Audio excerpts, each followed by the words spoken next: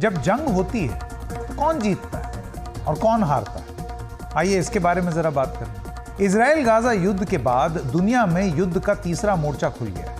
पहले ही रूस यूक्रेन युद्ध चल रहा था, उसके बाद यूरोप और अजरबैजान और आर्मेनिया की लड़ाई शुरू हो गई, और अब ये सवाल ये है कि युद्ध में आखिरकार जीतता कौन है और हारता कौन है। निश्चित ही कोई देश विजेता होगा और कोई हारने वाला होगा, लेकिन इसके साथ साथ एक अलग इकोसिस्टम और भी है।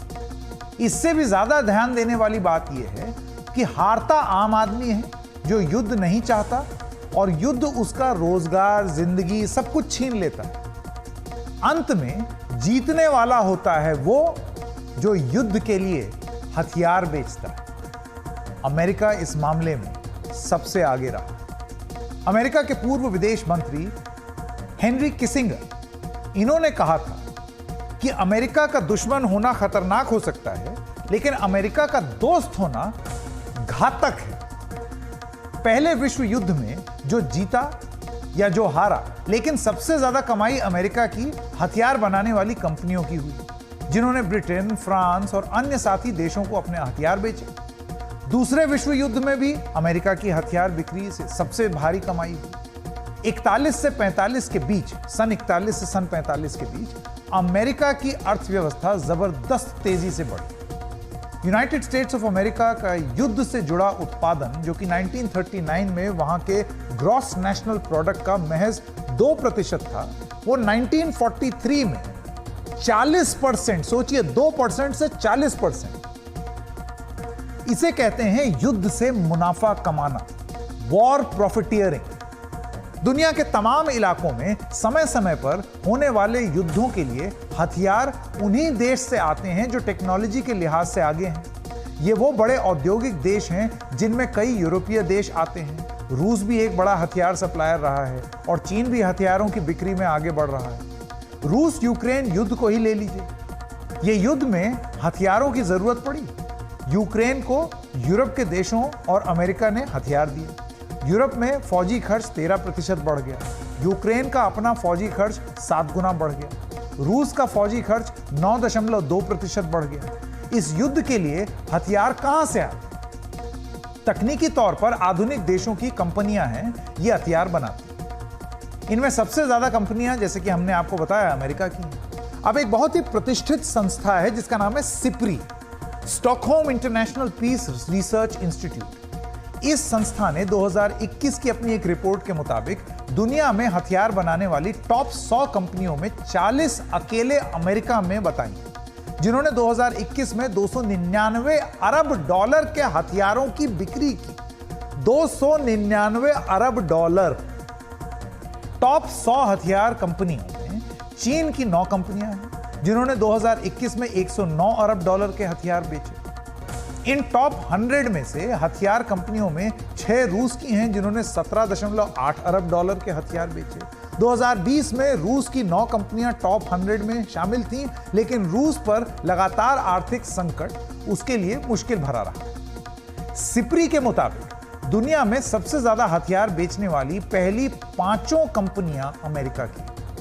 अमेरिका की लॉकहीड मार्टिन कॉर्पोरेशन ने 2021 में 6,034 करोड़ अमेरिकी डॉलर के हथियार बेचे। रेथियन टेक्नोलॉजीज ने 4,185 करोड़ अमेरिकी डॉलर के हथियार बेचे। बोइंग ने 3,342 करोड़ अमेरिकी डॉलर के हथियार बेचे। बोइंग प्लेन भी बनाता है। नॉर्थरोप कॉर्पोरेशन ने 2,888 करोड़ के डॉलर के हथियार बेचे। कहीं आप रुपए ना समझ लें।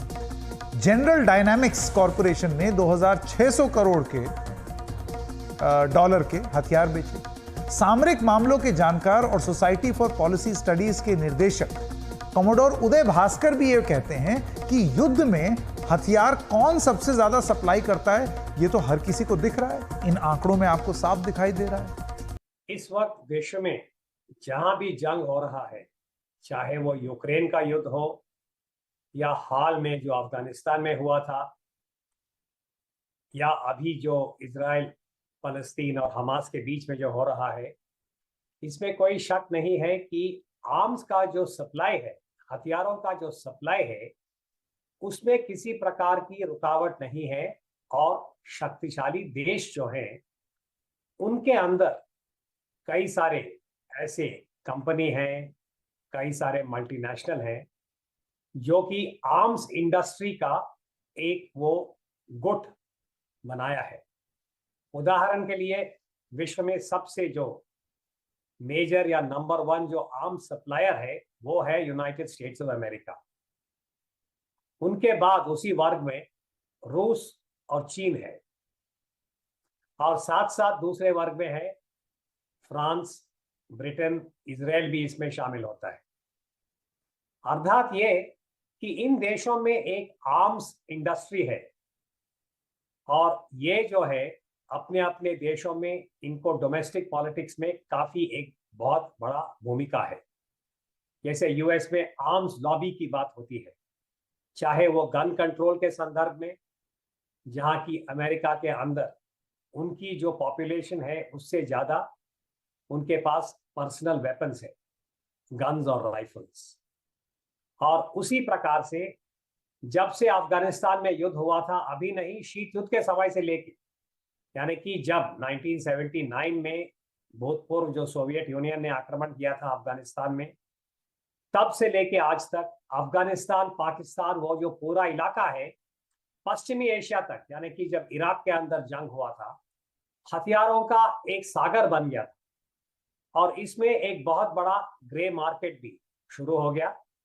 और जब अफगानिस्तान में अमेरिका ने अपने जंग किया था 2001 9/11 के बाद 20 साल विड्रॉल तक, उन्होंने प्राइवेट कॉन्ट्रैक्टर्स को एक बहुत बड़ा भूमिका वहां दिया था। अमेरिका के कॉन्ट्रैक्टर, लोकल कॉन्ट्रैक्टर, चाहे पाकिस्तान के हो, अफगानिस्तान के हो या बाकी प्रांतीय जो कॉन्ट्रैक्टर, और सबके पास आसानी से ये जो है हथियार और बारूद मिलने लगा। और लोग मजाक में कहते थे, हालांकि ये बहुत कड़वा सच है, कि आप उस इलाके में पाकिस्तान, अफगानिस्तान, इराक से लेके सीरिया तक, आजकल के जमाने में सबके पास सेल फोन है, अगर आपको कलाश्निकोव चाहिए, आपको बारूद चाहिए, आपको लैंडमाइन चाहिए, ड्रोन चाहिए, तो आप उसको ऑर्डर कर सकते हैं ऑनलाइन। सप्लायर्स भी हैं, और उनका जो मेन सप्लाई है ये मिलिट्री इंडस्ट्रियल कॉम्प्लेक्स जिसको कहा जाता है, MIC, चाहे वो अमेरिका में हो, रूस में हो, बाकी देशों में, वो ये सप्लाई देते हैं। तो इसलिए जहां जंग है वहां पे आप बेशक कह सकते हैं कि वहां पे कोई ना कोई प्रॉफिट या लाभ के रूप में अपना धंधा कर रहा है।